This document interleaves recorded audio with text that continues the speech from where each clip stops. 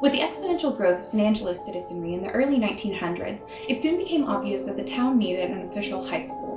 Looking for cheap, centralized land, the mayor at the time decided a great place to educate kids was right on top of the first cemetery in San Angelo, where many of the victims of the tragic Ben Ficklin flood were interred.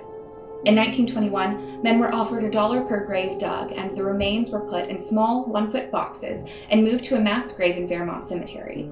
Then, they built what is now known as the Oaks campus, directly on top of the final resting place of many of San Angelo's first citizens.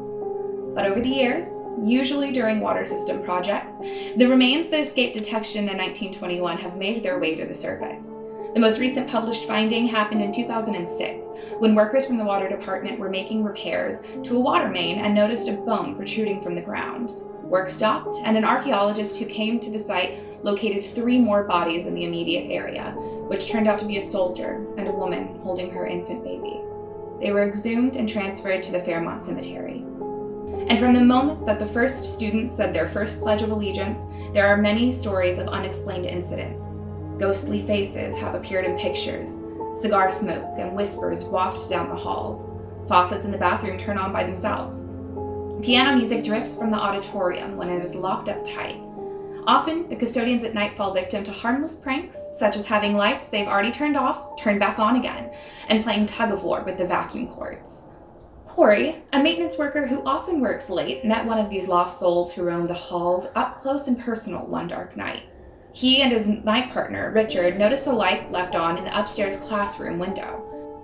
They entered the building to turn it off and walked towards the room where they could see the light shining beneath the door. As he put his keys into the door, he heard a childish voice behind him call out, "Wee!" He turned and shined his flashlight down the hall, but he and Richard saw no one. But the water fountain was spouting a perfect water arch before dropping down the drain. He slowly turned around, unlocked the door, turned off the light, and he and Richard silently started to leave the building. It was eerily quiet until Richard finally turned to him and said, "You heard what I heard, right?" Corey replied, "Oh yeah, I heard what you heard." Richard then asked, "What should we do?" To which Corey replied, "Just keep walking, brother. Don't poke the ghost."